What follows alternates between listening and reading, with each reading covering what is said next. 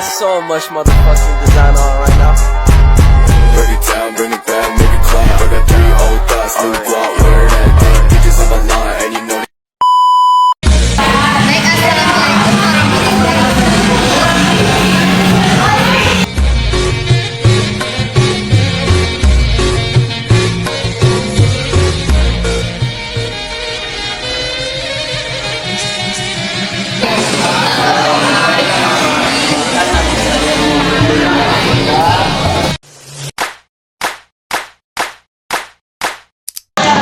Baik, assalamualaikum warahmatullahi wabarakatuh.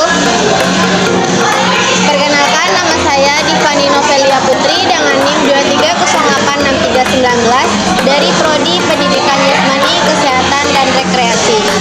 Di sini saya akan mewawancarai salah satu seorang atlet Sumbar yang bertanding di PON Aceh Sumut 2024. Langsung saja Bang, perkenalkan diri terlebih dahulu. Perkenalkan, nama saya Wahyu Ramadhan. Di sini saya jurusan Kepatuhan Olahraga, itu BP20. Ya betul, saya memang seorang atlet yang bertanding di PON Aceh Sumut pada 2024. Sebelumnya Bang, boleh cerita sedikit nggak pengalaman Bang, kenapa Bang bisa mengikuti cabur floorball ini? Karena kan cabur ini jarang didengar oleh orang-orang sekitar. Baik, untuk cabur floorball ini sebenarnya bukannya cabur baru ya, karena sudah lama cabur tersebut bergabung di Indonesia. Tapi memang proses di daerah kita atau provinsi kita memang terlambat gitu. Jadi mungkin menurut dari teman-teman semua itu caburnya cabur baru, padahal ini cabur termasuk cabur yang lama gitu. Dan kenapa bisa saya masuk dalam cabur tersebut? Kebetulan saya itu dari atlet hoki sebenarnya, dan untuk cabur floorball ini tidak beda jauh cara permainan dari hoki gitu. Jadi kebetulan pada saat floorball bergabung dalam PON pada tahun 2024 ini, jadi saya tertarik untuk mengikuti seleksi yang diadakan oleh tim Sumbar dalam mengikuti PON Aceh Sumut di 2024. Wah, langsung saja nih Bang ke pertanyaannya yang pertama. Bagaimana psikologi olahraga berperan dalam meningkatkan kemampuan konsentrasi dan fokus saat bertanding di PON 2024 ini? Bagaimana psikologi olahraga berperannya? Memang betul, psikologi olahraga memang berperan dalam meningkatkan kemampuan atau fokus dalam pertandingan gitu. Karena kenapa? Contohnya sebelum bertanding kita langkah baiknya atau sering-seringlah kita latihan mental dan visualisasi gitu. Kenapa? Sebelum kita bertanding atau saat bertanding, mental sangat diuji. Kenapa? Ketika mental kita sudah buyar saat bertanding, konsentrasi dan fokus itu akan hilang nantinya. Dan visualisasi itu alangkah baiknya kita lakukan sebelum bertanding. Kenapa? Visualisasi itu kita membayangkan apa sih yang akan kita lakukan ketika sebelum bertanding itu. Alangkah apa sih yang akan kita lakukan, atau taktik apa sih yang akan kita lakukan ketika saat kita bertanding. Bagaimana cara Bang mengenali dan mengembangkan kekuatan kepribadian seorang atlet? Bagaimana urgensi perkembangan psikologi olahraga dapat membantu meningkatkan performa atlet di pertandingan Bang ini?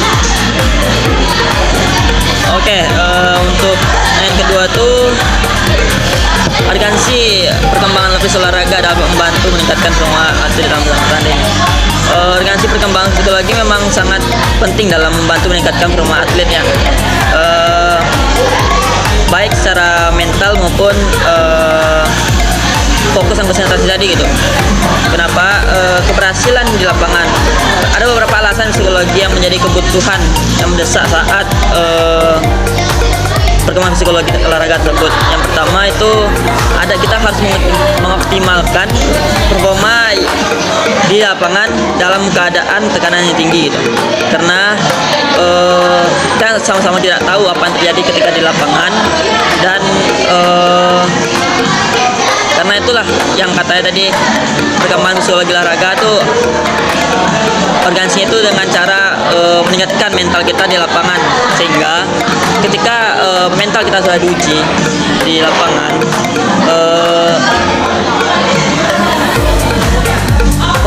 konsentrasi dan fokus kita saat itu tidak akan buyar dan tidak terganggu gitu. Bagaimana cara Bang mengenali dan mengembangkan kekuatan kepribadian seorang atlet agar mereka lebih percaya diri dalam bertanding di PON 2024 itu? Bagaimana cara mengenali dan mengembangkan kekuatan kepribadian?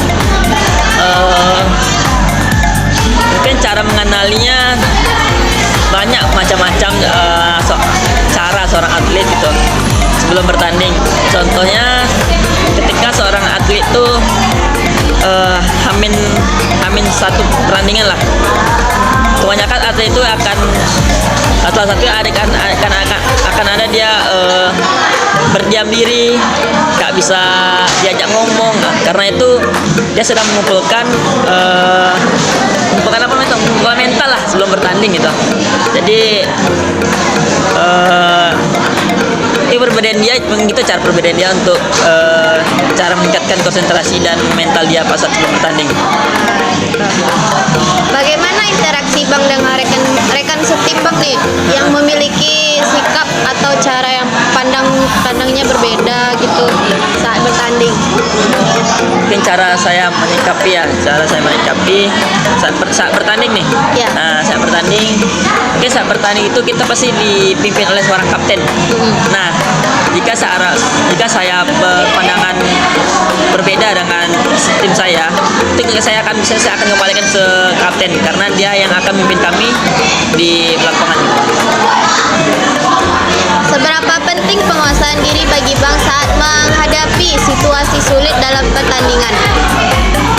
Seberapa penting? Itu memang sangat penting ya dalam kita menguasai diri. Kenapa? Jika kita tidak bisa menguasai diri gitu, contohnya nanti kita lagi bertanding terjadi keributan. Ya. Nah, kita nggak bisa menguasai diri kita dan kita ikut campur dalam keributan tersebut, itu akan buat fatal untuk tim dan diri kita sendiri dan karir kita sendiri. Apakah Bang pernah mengalami situasi di mana rasa percaya diri Bang terguncang saat pertandingan? Mungkin kebanyakan atlet pasti sama-sama pernah merasakan itu ya, mengalami situasi mana rasa percaya diri kita tidak ada gitu. Saya pernah juga itu ketika saya sedang bertanding di PON kemarin ini, PON Aceh Sumut 2004. Ketika itu tim cowok mengalami kekalahan dan tim cewek itu selalu menang, dan tim cewek itu dia bisa dibilang dia akan mendapatkan medali lah, dan cowok ini kemungkinan besar tidak gitu. Tapi alhamdulillah kita bisa mendapatkan medali dengan sama-sama atau kerjasama tim dengan cara meningkatkan percaya diri itu kembali gitu. Gimana caranya tuh Bang supaya percaya diri itu bisa lah gitu ada timbul gitu?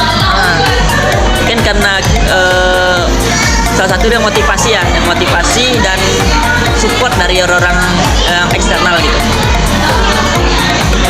Bagaimana Bang mengukur kesuksesan selain dari medali atau penghargaan? Bagaimana cara mengukur kesuksesan selain medali dan penghargaan ya?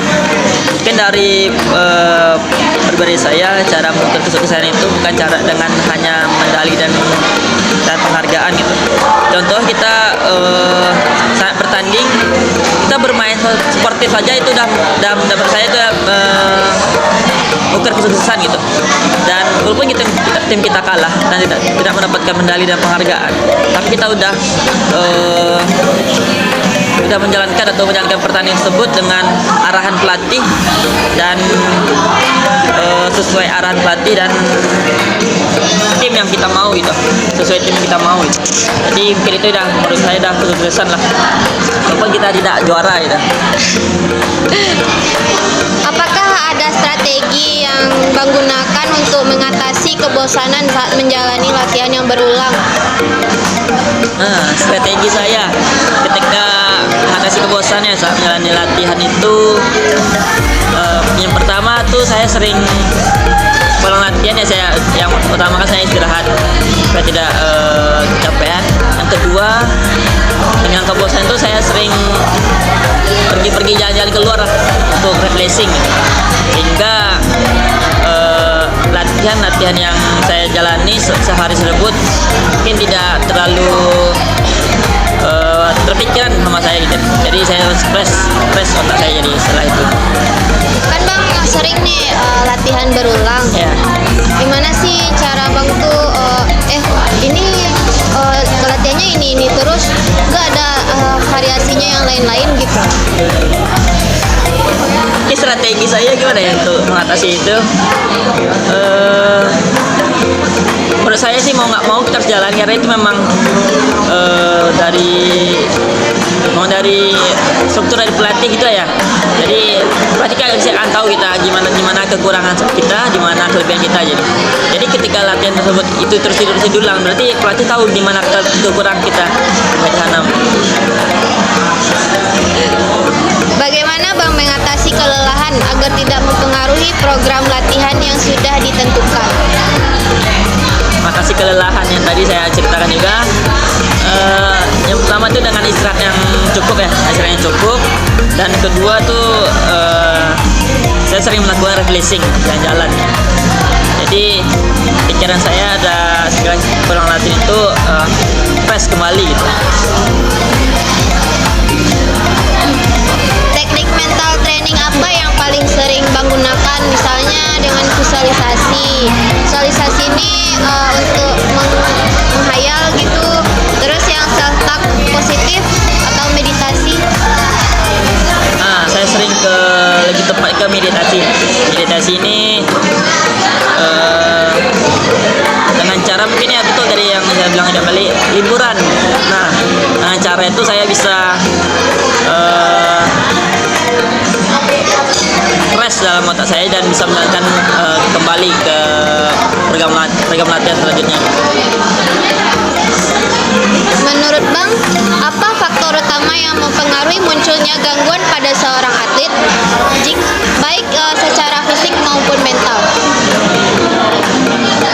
Faktor utama yang mempengaruhi munculnya gangguan seorang atlet baik secara fisik dan mental. Gangguan dari untuk fisik mungkin dari seorang atlet itu karena salah satu cedera ya, itu karena akan mengganggu performa dari seorang atlet. Yang kedua itu dari mental mungkin dari gangguan untuk seorang atlet itu dari pribadi saya itu dari faktor eksternal. Karena apa? Setiap orang pasti akan ada yang suka sama kita dan tidak ada yang suka sama kita. Jadi kata-kata dari orang yang tidak suka sama kita tuh bisa membuat gangguan mental dari seorang itu terganggu gitu. Termasuk dari media sosial. Iya sih. Betul Bang.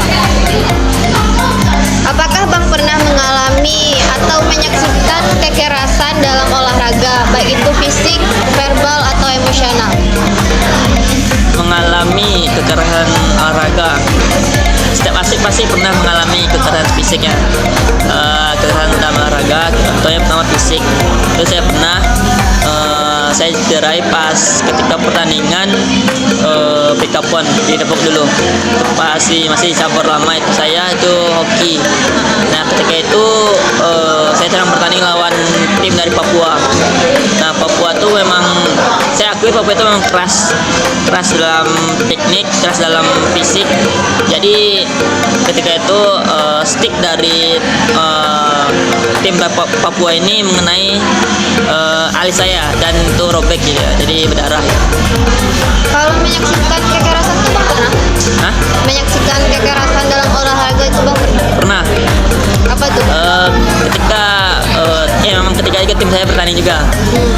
Kekerasan fisik ini ketika tim saya sedang menguasai bola, ada tim dari salah satu tim lah, nggak usah disebutin namanya, satu tim itu memukul itu tak sengaja memukul kaki teman saya. Jadi itu kekerasan fisik. Baik Bang, terima kasih Bang